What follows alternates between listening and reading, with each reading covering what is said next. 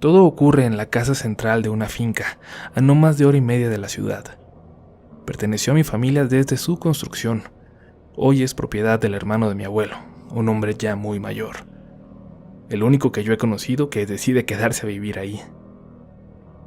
Está rodeado de cuidadores y empleados, porque funciona aún hoy como un lugar turístico. Se alquila para bodas, eventos e incluso para la filmación de comerciales. El resto de la familia está acostumbrada a ir a fiestas familiares más íntimas e incluso a pasar fines de semana ahí. Siempre ha estado a nuestra disposición, siempre la hemos disfrutado todos. Hasta que el lugar decide mostrarte lo que realmente esconde. Para mi madre, esto fue cuando cumplió 14 años de edad. Hasta ese momento ella recordaba la finca como un lugar enteramente de diversión, de convivencia. Vamos, solo de buenos recuerdos. Y claro, había zonas más oscuras, lugares que se volvían tétricos de noche, un pasillo enorme que llevaba a una especie de habitaciones subterráneas, pero siempre fueron parte de los juegos. De niña incluso, se atrevió a esconderse en los lugares más macabros del lugar con tal de ganar el juego de las escondidas a los primos. Una semana después de su cumpleaños, ella, algunas primas de edad similar y 3 amigas de la escuela se quedarían el fin de semana en la finca para celebrar. Llegaron un viernes en la tarde y todo pasó de maravilla. Estuvo tan tranquilo que no tiene mi mamá muchos recuerdos de entonces, de ese día. Lo que la marcó, sin embargo, comenzó esa madrugada. Escuchó cómo una de sus amigas se levantó de la cama y de un salto cayó con fuerza en el piso de la habitación. Intentó abrir los ojos, pero aún no podía ver con claridad. Sin identificar cuál de las 2 chicas que compartían habitación con ella había sido, solo la vio dirigirse a la puerta y salir corriendo, dejándola abierta. Alguna urgencia, quizás por ir al baño, pensó, y se volvió a dormir. No habían cerrado la cortina, así que la despertó el primer rayo de sol del día, que le daba justo en la cara. La puerta seguía abierta y las 2 chicas en la cama frente a ella estaban profundamente dormidas. «Oigan, no dejen la puerta abierta. Hay más gente aquí que puede pasar en cualquier momento», les dijo algo molesta. Las 2 amigas despertaron confundidas y le preguntaron a qué se refería. Ninguna se había levantado por la madrugada, pero una de ellas le aseguró que se despertó también cuando alguien se dirigió a la puerta y salió corriendo. «Pensé que había sido tú», le dijo mi madre. Las 3 estuvieron intranquilas el resto de esa mañana, hasta que al mediodía, la alberca y las pláticas con las demás las hicieron olvidarse del incidente. Esa tranquilidad les duró muy poco cuando, al empezar a caer la noche, una de las primas propuso contar historias de terror. Mi mamá, algo nerviosa, se rehusaba a participar, hasta que una de sus compañeras de cuarto exclamó de repente: «Muy bien, pues vamos a contarles lo que nos sucedió en la madrugada». Magda, una prima de mi madre de en ese entonces 16 años, la mayor del grupo, comenzaba a escuchar la historia mostrando cada vez más preocupación. Mi mamá, sin embargo, la miraba sin hacerle mucho caso, y es que mi tía Magda siempre era la más comprometida y estaba dispuesta siempre a todo, con tal de asustar a las demás. «Entonces, ella entró con ustedes», les dijo. Por alguna razón sonaba a que sabía a quién se refería, a quién había estado en el cuarto. «Es la bruja que sigue rondando», dijo Magda. De repente todas se quedaron calladas, ausentes, a pesar de que la imagen de una bruja se supone que es algo que deja de provocarte este tipo de miedo cuando superas la niñez. «Yo solo la he visto una vez», continuó mi tía Magda, «pero también la vio mi madre y mi abuela en algún momento. La ven una vez y no vuelve, así que creo que no tienen de qué preocuparse». Esa frase hizo dudar a mi madre. Parecía que Magda no las quería asustar, sino al contrario, que buscaba tranquilizarlas. «Es una bruja, o así la llamaban, que vivió aquí a principios del siglo pasado», continuó Magda. Primero trabajaba con la gente del campo y luego comenzó a curar a los que llegaban lastimados después de esas inhumanas jornadas de trabajo. Pero luego pasó algo muy malo. La primera esposa de nuestro tatara algo, ya perdí la cuenta, estaba por dar a luz. Era una niña de 15 años apenas y se sentía insegura, por lo que llamó a esta mujer para que la asistiera. Sin embargo, cuando llegó el médico, corrió a la mujer y ésta luchó por quedarse en la habitación sin lograrlo. Estaba enloquecida. Nunca antes nadie la había visto así. Entre dos trabajadores la llevaron hasta su cuarto y la encerraron, quedándose en la puerta para vigilarla por orden del patrón. Luego de varias horas de labor, todo se complicó, y el médico le dijo al dueño, a nuestro ancestro, que solo podía salvar a uno de los dos, al bebé o a la madre. Salve al niño, le dijo sin dudarlo, y se alejó de la habitación. El médico eso intentó, provocando heridas para rescatar al bebé que acabaron en segundos con la madre. Sin embargo, el niño tampoco sobrevivió.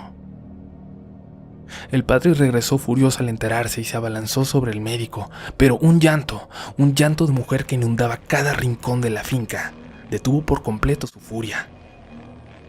Esos quejidos parecían salir del cuarto de la bruja, pero a los pocos segundos, uno más se le unió. Era un llanto de bebé saliendo de ese mismo cuarto. El patrón, el médico y varios trabajadores se acercaron llenos de confusión al lugar, a esa puerta, pero cuando la abrieron, la habitación estaba completamente vacía. Los dos hombres que la resguardaban juraban que en ningún momento vieron que nadie salió. El patrón entonces se fue a la ciudad, casi muriendo de tristeza, donde años después conoció a otra mujer y tuvo descendencia, esa que llega hasta nosotros. Pero aquí las cosas, en la finca, nunca volvieron a la normalidad. En este momento todas las chicas miraban con atención a Magda, que parecía contar la historia como si hubiera estado ahí, y continuó. A la bruja se le volvió a ver. Aparecía de repente caminando por los senderos cercanos, escapándose a los árboles cuando se topaba con los capataces del lugar.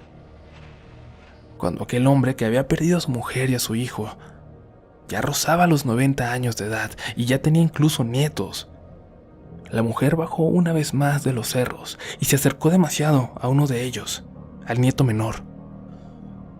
Le habló para que fuera con ella. Sin embargo, una de las nanas, sin conocer la historia, la vio, llamó a los trabajadores que se encontraban cerca, que persiguieron a esta misteriosa mujer hasta darle alcance a unos kilómetros de la finca. Cuando la trajeron hasta el patrón, a pesar de la edad, pudo reconocerla en el momento, aún más de 50 años después. Antes de que pudiera decidir qué hacer con ella, los trabajadores comenzaron a decir que era una bruja y la culparon de los niños perdidos en el lugar y en los alrededores. Esa misma noche la quemaron, por instrucción de un capataz, y aunque el patrón no dio ninguna orden, tampoco se los impidió. A los pocos años el patrón murió, dejando a cargo a su hijo mayor de la finca. Sin embargo, los relatos de esa mujer caminando en los senderos, en el camino principal y a veces dentro de la finca, continuaban contándose entre los trabajadores, incluso cuando no quedaba uno solo de aquellos que la vieron quemarse viva aquella terrible noche. Estos relatos, sin embargo, ahora siempre incluían ese macabro detalle. La mujer que se veía caminando por los alrededores estaba completamente quemada. Yo la vi, dijo Magda, y cuando se lo platiqué a mi madre me contó esta historia. A ella se la contó la abuela. Y ahora la sabes tú. Y ahora ustedes también la han visto. Todas guardaron silencio. A mi madre le costaba incluso trabajo respirar. ¿Tú cómo la viste, Magda?, preguntó una de las amigas de mi madre rompiendo el silencio. Yo tuve suerte. No me la topé tan cerca como mi madre o como ustedes. Yo la vi cuando tenía 12 años o un poco más. comenzó como una figura que caminaba entre los árboles muy tranquila a la mitad de la tarde. Cuando la vi pensé que se trataba de alguna de las personas que visitaba la finca ese día, pero después se fueron yendo todos y al final solo quedamos mis padres y yo. Ese día solo había aquí un par de trabajadores, ninguna mujer. Yo platicaba y comía con mis padres, pero no podía evitar ver de reojo esa figura que seguía caminando entre los árboles. Cuando me decidí a voltear y a verla con claridad, la vi parada de frente a nosotros, a unos 100 metros, detrás de esas fuentes, ya entre los árboles. Sin embargo, podía verla con claridad. Parecía estar vestida de negro. Parecía estar toda ella pintada de negro. Sus brazos, su cara, su cabello. No sé cómo explicarlo, pero hubiera podido jurar que se trataba de una sombra. Y sin embargo, podía notar también ciertos destellos de color rojo en ella. Sin decirle nada a mis padres, comencé a caminar hacia allá. Y al acercarme a solo unos cuantos metros, ella caminó de lado, sin dejar de verme, para quedar oculta detrás de un árbol. Seguí caminando hacia allá, sin perderla de vista, esperando que saliera caminando por algún lado, pero no lo hizo y de pronto ya estaba yo frente al árbol. Y ella, justo detrás. Muy despacio le di la vuelta, pero ya no había nadie ahí. En ese momento mi mamá notó mi ausencia y se acercó rápidamente a mí. Vi a una señora, le dije. Estaba aquí, vestida de negro. Mi mamá me pidió que no me acercara si volvía a verla, y pasaron 2 años más para que ella se atreviera a contarme su encuentro con ella, y a tratar de explicarme de quién se trataba. Cuando ella la vio, empezó a sufrir un calor terrible una noche, como si el cuarto se hubiera llenado de brasas. Se despertó sudando, completamente empapada, y se levantó. Se quitó el camisón y se acercó al espejo. Lo que vio a continuación la ha perseguido por siempre.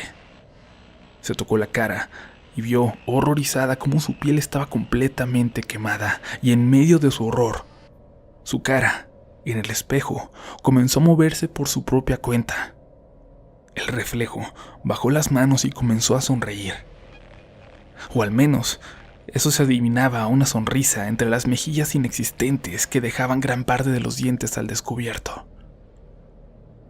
Dio un paso atrás y pareció salir de un trance, y entonces notó que no estaba parada frente al espejo al que según ella se había dirigido. Estaba parada frente a la ventana, y esta mujer quemada le sonreía desde afuera. Sus padres entraron en ese momento apresurados al escuchar sus gritos. Les dijo lo que había visto y abrieron la ventana. Su padre incluso salió por ella de un salto buscando alrededor a la intrusa, pero nunca se volvió a ver. Y esa fue la única vez que la vio mi madre. Cuando la tía Magda terminó esta historia, mi madre notó que estaba empezando a sudar frío. Se sentía totalmente incómoda y les dijo que ya era hora de dormir. Convenció al menos a las 2 chicas con las que compartía cuarto, y es que a pesar de que no era tarde, ninguna estaba dispuesta a deambular ya por los pasillos oscuros de la finca y ninguna quería dormir sola. Al llegar a la habitación, como pudieron, platicaron de otras cosas durante casi 2 horas, hasta que el sueño las fue venciendo una a una.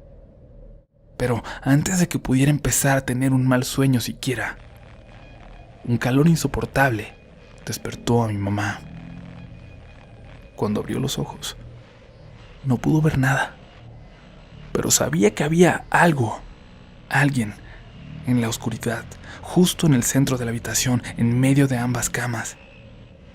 Perdón por lo que te pasó. Lo lamentamos todas, dijo mi madre. No había respuesta, pero sí, alcanzó a escuchar entonces una respiración desgarrada proveniente de esa oscuridad. Estaba justo en el centro, así que era imposible, completamente imposible, pensar en correr hacia la ventana o hacia la puerta sin tener que pasar a través de ella. ¿Qué quieres?, preguntó una de las amigas desde el otro lado de la habitación, y entonces, en esa aparente oscuridad, mi madre pudo notar la figura de una mujer que se dio media vuelta para quedar de frente a la otra cama. Apenas podía notarla, pero sentían todas un calor horrendo inundando la habitación. Vio, o más bien sintió, porque la oscuridad era total, que esa cosa en el cuarto se dirigió de repente a una de las esquinas. Y entonces, la sensación de calor se fue de repente. Mi madre atravesó de un salto la habitación para lanzarse a la cama de las chicas, que gritaron antes de darse cuenta de que se trataba de ella. Pasaron en vela el resto de la noche y a primera hora pidieron que las regresaran a la ciudad. Mi madre tardó meses en volver, pero nunca más vio algo en el lugar. Terminó por explicarme esta historia el día que a mí me tocó experimentar algo en el lugar. Historia que espero contarles en otra ocasión si así lo desean. Mientras tanto, gracias por leerme.